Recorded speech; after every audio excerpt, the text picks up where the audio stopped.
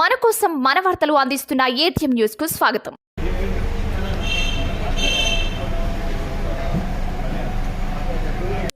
తన నియోజకవర్గంలోని రెవెన్యూ భూ సమస్యల శాశ్వత పరిష్కారానికి పట్టువదలని విక్రమార్కుడిలా కంకణం కట్టుకుని పనిచేస్తున్న నెల్లూరు జిల్లా ఆత్మకూరు శాసనసభ్యులు మేకపాటి విక్రమరెడ్డి ఆత్మకూరు నియోజకవర్గంలోని భూ సమస్యలకు శాశ్వత పరిష్కారం లభించేలా నియోజకవర్గం నుండి రాష్ట్ర రాజధాని వరకు ఆయా శాఖల అధికారులను సమన్వయపరుస్తున్నారు.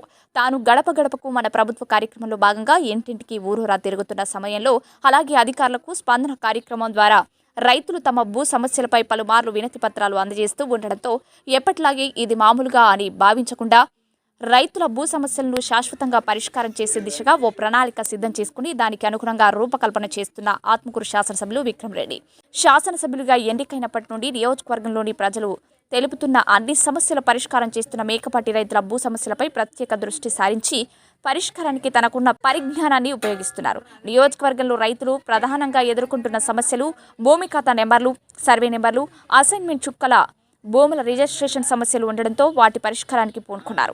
అందులో భాగంగా 27,000 ఖాతా నెంబర్లను క్రమబద్ధీకరించేందుకు ప్రణాళిక సిద్ధం చేశారు. తెల్ల కాగితంపై ₹100 స్టాంపులపై 2000 సంవత్సరానికి ముందు చేసుకున్న అగ్రిమెంట్లను రిజిస్ట్రేషన్ చేసుకునే విధానాన్ని రూపొందించారు.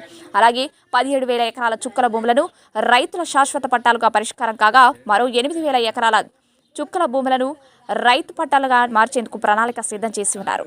వీటి పరిష్కారం కోసం తన నియోజకవర్గంలోని రెవెన్యూ అధికారులను ఇప్పటికీ 12 సార్లు సమావేశాలు పరిచి జిల్లా కలెక్టర్కు 6 సార్లు కలిసి ఒక ప్రణాళిక రూపొందించారు. రైతుల భూ సమస్యలు శాశ్వత పరిష్కారం కొరకు ఏకంగా రాష్ట్ర రెవెన్యూ శాఖ మంత్రిని తన నియోజకవర్గంకు తీసుకుని రావడంపై రైతులు హర్షం వ్యక్తం చేస్తున్నారు.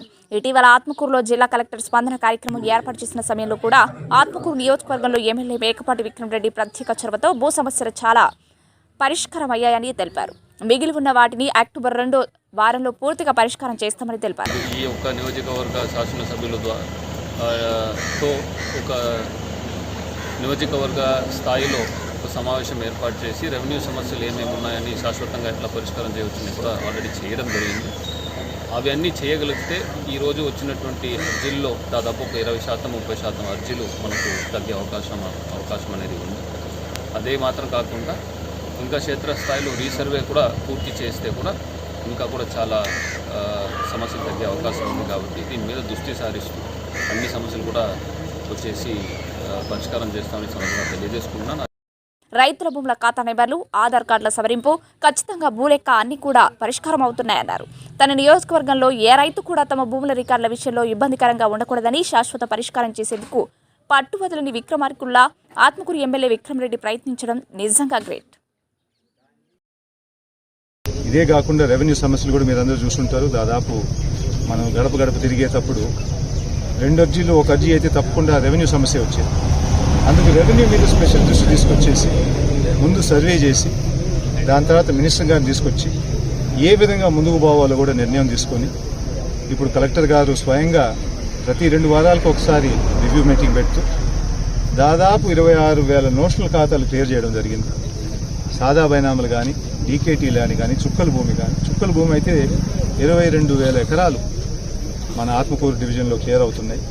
ఇంత పెద్ద ఎత్తున ఇప్పుడు నాకు తెలిసి రైతులు ఎప్పుడు ముందు జరగలేదు. చిన్న చిన్న ఇబ్బందులు ఉన్నాయని అన్నీ క్లియర్ అవుతున్నాయి. మళ్ళీ రీసర్వే జరుగుతుంది. డిసెంబర్కి దాదాపు 50% అయితే రీసర్వే కూడా జరిగిపోతుంది. ఈ రీసర్వే జరిగిన తర్వాత ఇంకా రిజిస్ట్రేషన్ అన్నీ అవకాశం వచ్చి మన సచివాలయంలోనే చేసేటట్టుంటున్నారు. అంటే ఇప్పుడు ఒక గ్రామంలో సచివాలయంలో దాదాపు బయటకు పోకుండా అన్ని వ్యవస్థలు అక్కడే తయారైపోతుంది. భారతదేశంలో ఇది ఫస్ట్ టైము. మనం నిజంగా ప్రజలందరూ మన సీఎం గారికి, వైఎస్ జగన్మోహన్ రెడ్డి గారికి ధన్యవాదాలు చెప్తున్నారు.